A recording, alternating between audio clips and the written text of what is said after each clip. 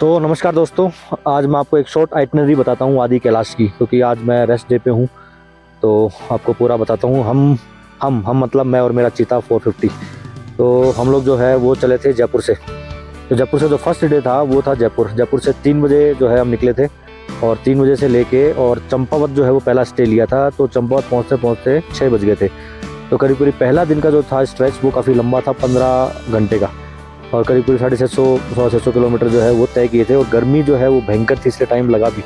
लेकिन रुद्रपुर रुकने का था पहले, लेकिन रुद्रपुर के बाद टनकपुर तो फिर पहाड़ दिखने लग जाते हैं, तो फिर अपना कंट्रोल करना तो वैसे ही मुश्किल है।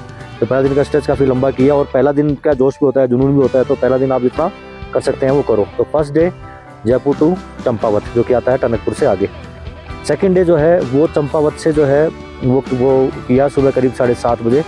और नेक्स्ट था धारचूला, क्योंकि धारचूला आपको रुकना ही है। वो काफ़ी लंबा स्ट्रेच हो जाता है, आगे होता भी नहीं है। उसके बाद आपको वो परमिट वगैरह भी बनाने पड़ते हैं। तो चंपावत से हम चले 7:30 बजे, और धारचूला पहुंच गए थे करीब करीब 1:30-2 बजे। तो 6.5 घंटे आप मान के चलो, 6 से 6.5 घंटे आपको चंपावत से धारचूला में लग जाएंगे, जो कि मात्र 165 किलोमीटर है। लेकिन वो पूरा पहाड़ी घुमावदार और वो हेयरपिन बैंड जिसको बोलते हैं वो आ जाते हैं। अच्छा, चंपावत में जो है मुझे लकीली दो लोग मिल गए ग्वालियर से, मैं नंबर भी डाल दूंगा। तो वहाँ से क्या है कि आप, क्योंकि एक इनर लाइन परमिट बनता है, अगर आप वो धारचूला में बनाओगे तो वहाँ पे एक तो टाइम लगेगा, क्योंकि आपको मेडिकल बनाना है, उसके लिए आपको सरकारी अस्पताल में जाना पड़ेगा। फिर आपको एफिडेविट बनाना है, उसके लिए आपको वेंडर से कोर्ट में जाना पड़ेगा।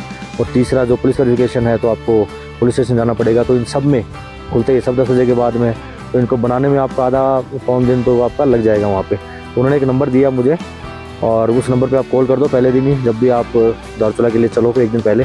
तो वो क्या है कि फ़ीस लेता है 1000 रुपये की, और वो आपको पूरा जो इनर लाइन परमिट है बाकायदा वो मुझे होटल में दे के आया धारचूला में।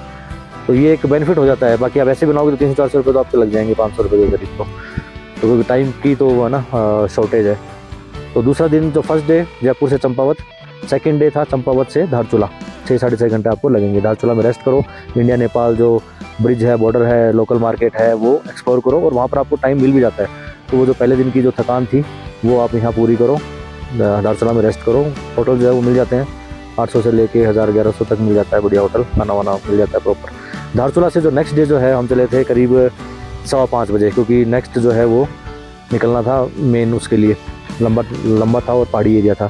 और मात्र करीब जो है धारचूला से 5:15 बजे चल के, और 90 किलोमीटर का ही रास्ते में, और ये मान के चलो करीब 6-7 घंटे लगे। तो 5:15 के चले, और 11 बजे जो है हम पहुँचे यहाँ पे कुटी विलेज, क्योंकि पहले गुंजी का था। लेकिन गुंजी मुझे चलना था कि इंडिया का जो लास्ट विलेज है या फर्स्ट विलेज है वहाँ जाना है। वीडियोस देखे थे काफ़ी, और ये देख लो, ये है कुटी गाँव, जहाँ मात्र एक छोटा सा कस्बा है, एक बहुत लिमिटेड घर हैं, और ये चारों तरफ पहाड़ से घिरा हुआ है, जैसे मैंने पहले भी वीडियो बनाए। तो ये है कुटी विलेज। तो यहाँ रुकना था। 11 बजे में मैं यहाँ पर पहुँच गया था। उसके बाद में रेस्ट नहीं किया, क्योंकि 11 बजे के बाद आदि कैलाश के दर्शन करने ही थे, जिसके लिए मेन आए थे। तो 11 बजे और मैंने अपनी चिता को उठाया और बाइक लेके चल पड़ा। और वहाँ पर करीब करीब कुटी से जो है वो 15 किलोमीटर ही है। और जब भी आप कहीं भी स्टे करो, लेकिन आपको जब आदि कैलाश करना है तो आपको कुटी विलेज होके आना ही पड़ेगा।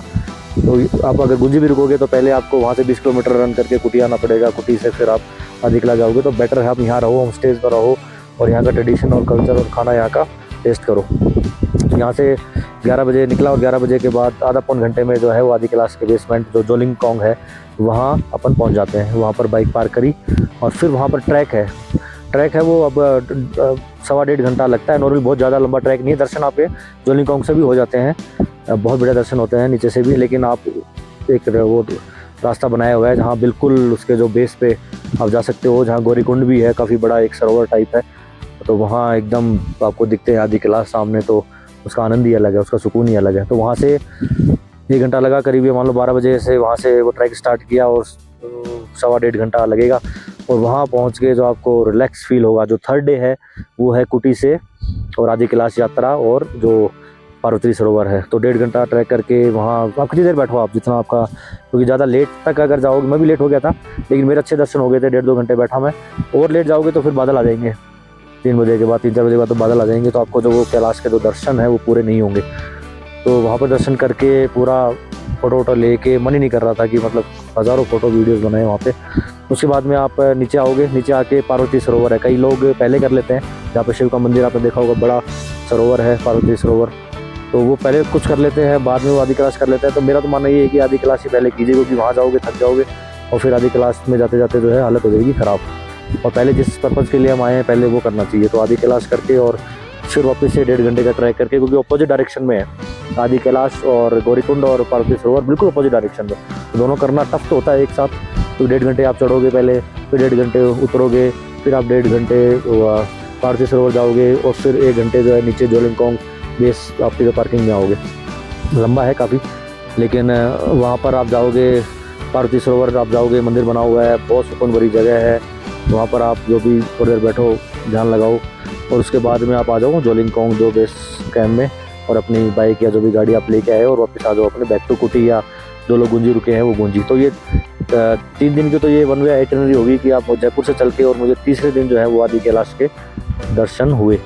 और एक दिन मैंने एक्स्ट्रा ले लिया आज का कुटी का, क्योंकि अभी ओम पर्वत भी जाना है तो बहुत हेक्टिक हो जाता है। प्लस मुझे गांव बहुत पसंद आया, तो मुझे रुकना ही था कि आज पहली बार मैं थोड़ा रुक के भी देखूं, ठहर के भी देखूं, थोड़ा नेचर को एंजॉय भी करूं। हमेशा भाग ही रहे, टेम्पल रन हो रहा है, तो आज बहुत बहुत बढ़िया लग रहा है मुझे। आज पूरे जितने भी वीडियोज़ हैं मैंने सारे बना लिए, जितने भी भाषणबाजी करनी थी सब कर ली मैंने, तो एक अलग सुकून है। अब आज जो यहाँ रेस्ट करके कल जो रहेगा वो हमारा रहेगा ओम पर्वत, जो कि यहाँ से फिर और गुंजी से होते हुए वो जस्ट अपोजिट डायरेक्शन में है। गुंजी से एक तरफ रास्ता आदि कैलाश का निकल जाता है और एक तरफ जो रास्ता है वो ओम पर्वत के लिए निकल जाता है। तो कल वहाँ जाएंगे, वहाँ बताते हैं, गाड़ी जाती है वहाँ तक भी आगे, वहाँ करके और फिर अगर जल्दी फ्री हो गए, कल जल्दी निकलूँगा क्योंकि आज रेस्ट हो गया फुल, तो कल जल्दी निकल के और ओम पर्वत करके कोशिश करेंगे कि धारचूला तक अगर वो टच कर दें तो।